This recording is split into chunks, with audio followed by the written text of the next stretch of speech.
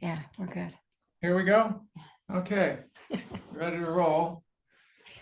Ready to roll with more of the remembrances. Oh my goodness, enough remembrances already, right? I mean, there is that sense for me of how the power, the importance, but the power. It's a lot to hold. It's a lot to integrate. Now the Buddha, it was in the Upajjhatana Sutta. It's a sutta, where he says to lay people and disciples and monks and nuns, the importance of these remembrances and the importance of reflecting on them daily. Yeah, the importance on reflecting on them daily. There's so much wisdom in there because once again, he he wasn't suggesting them so that we can become more despairing and nihilistic and like what's the point of anything to raise that up on it, but for appreciation for the preciousness of what's going on here. Yeah, and it's so clear the differentiation. In Western psychology, we try to understand and make meaning based on our biography, our history, our developmental conditioning, our early caregiving moments, both of that uplifted us, but also those early moments where we weren't held, weren't included. Yeah, we didn't feel like when we weren't getting what we needed to get, and all of that, and how all of that begins to shape our life, has an important role in shaping our lives and our meaning making in our lives. Yeah, yeah, and how we make sense of things, and it's how we make sense of life. It comes from with that psychological orientation, and the Buddhist orientation. It's deeply personal. It's deeply personal. Huh? Yeah, and it's important. It's incredibly important because it is also very personal, some of the stuff that's going on. On the other hand, Buddhism emphasizes the impersonal influences that run through, are woven into the fabric of life, that are unavoidable, that are part of common humanity, and that we all want to ignore as best we can.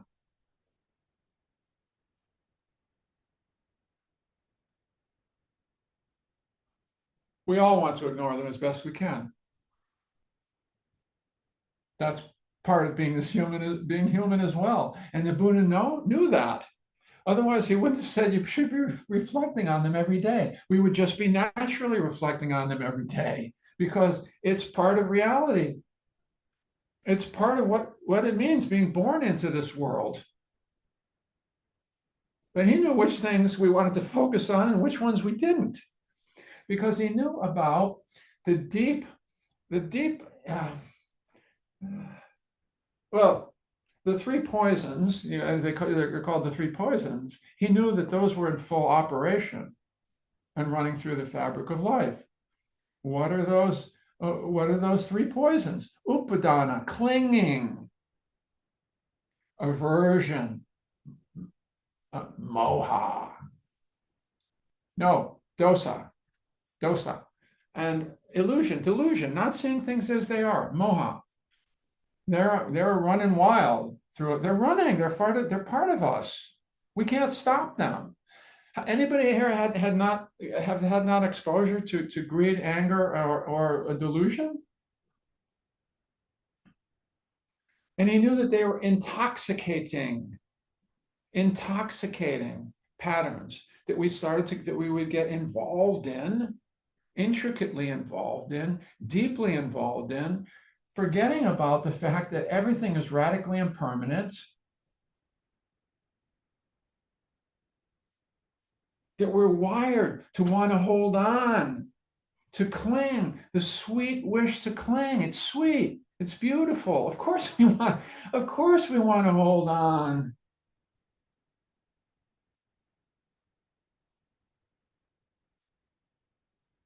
Which is wonderful, except nothing lasts.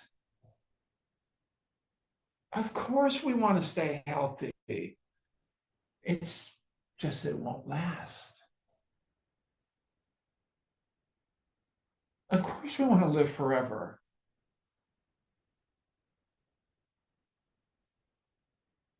It's just that, sorry. And of course, we do not want to let go of and lose and even think about losing everything that is near and dear to us.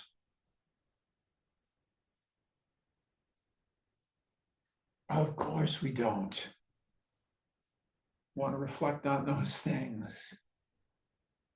Yeah. So the Buddha said, you should reflect on those things.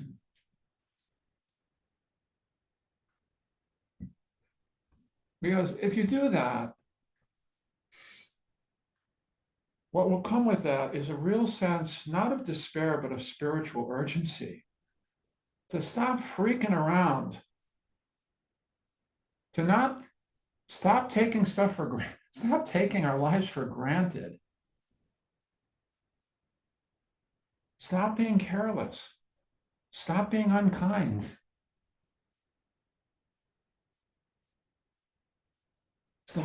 Start seeing things as precious and fleeting as they really are and as dear. That's why. That's why.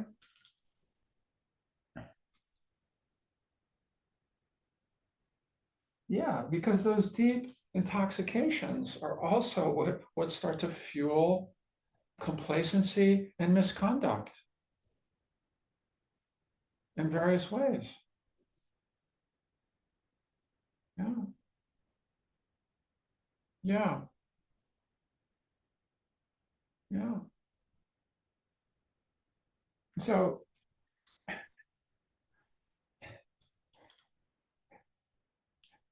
this is and of course the other piece to all of that is that we're not alone in this. I remember my uncle saying to me something just so obvious and so radical. He was dying. He said, this is really, really hard. But it occurred to me that this has happened to a few other billion people. And there's some strange comfort in knowing that.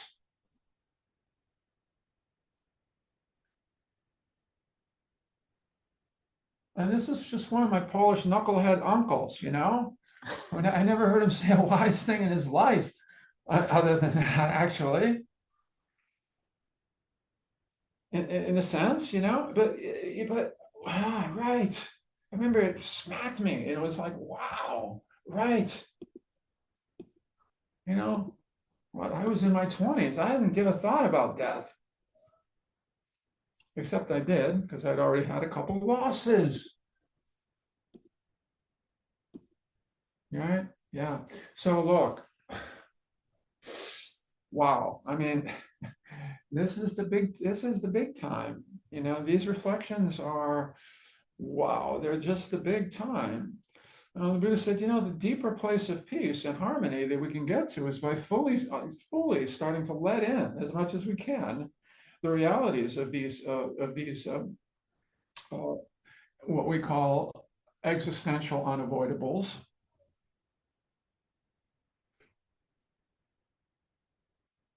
And then maybe we can live out loud a little bit more, live with love a little bit more, live with humility a little bit more, live with grace a little bit more. If we have the causes and conditions to have connected with the Dharma this much as all of you have, I consider it just a privilege to be able to contemplate this stuff, to let it in, because I'm not worried about where I'm going to get my food every morning or whether there's going to be missile silos, whether I'm getting bomb warnings. I have the privilege to be able to reflect on a deeper level what's going on here in this human existence. And it feels like a responsibility that comes with that privilege to contemplate more deeply, to meditate more deeply on some of these matters that not everyone has the opportunity to do in quite the same way. Yeah, yeah. So thank you so much. Thank you so much. This is so alive for us.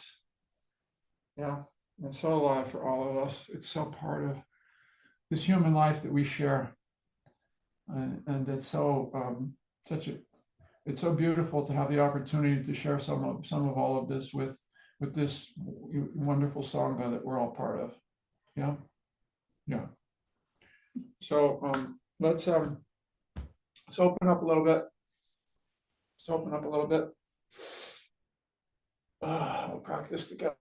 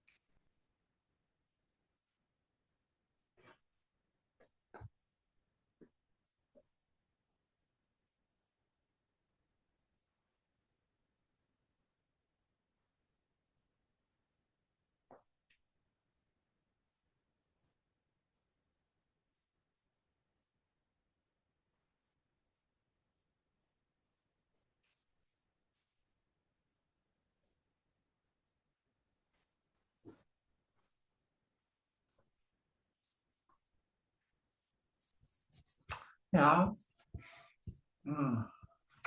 When you're ready, lightly closing the eyes if you're comfortable.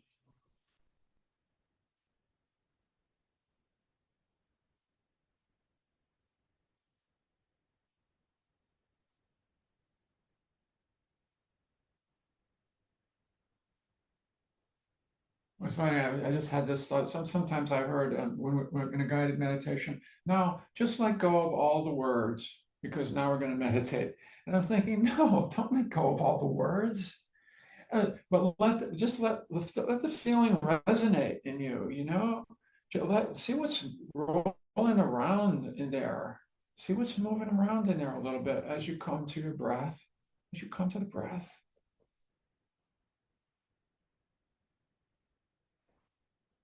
feeling into what's already moving.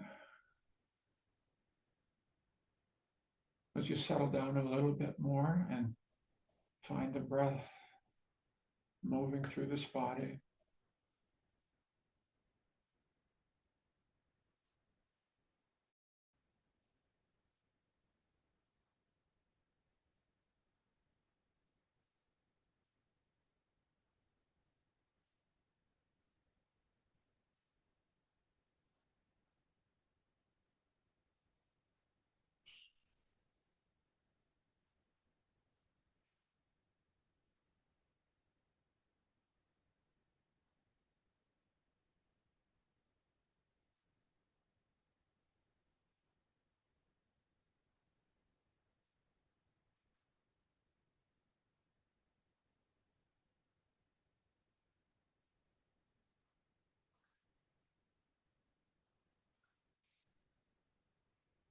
And yes, bring some care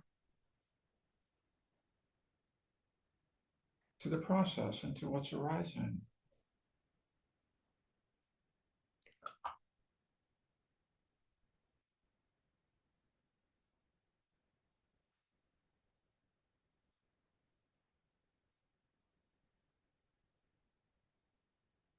As if during this period, at this time, and whatever is arising, this is it. This is the most important thing to open to attend to feel into. What's arising right now as you orient towards settling?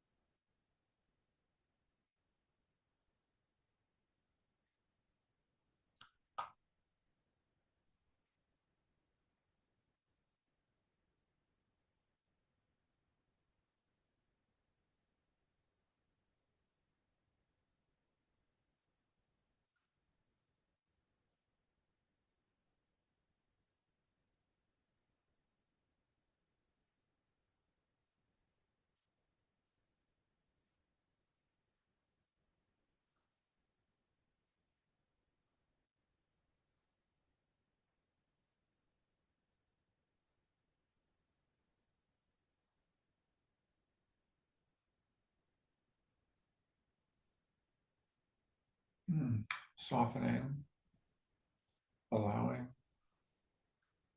making room.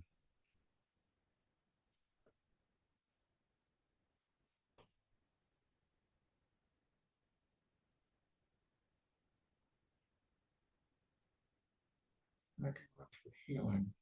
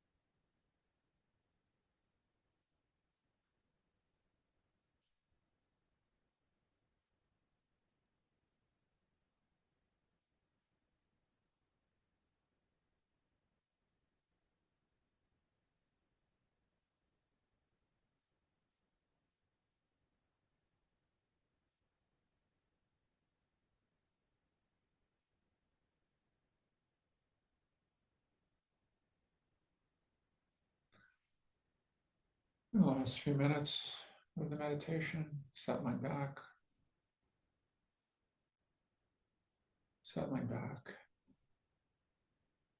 and receiving, letting your experience come to you.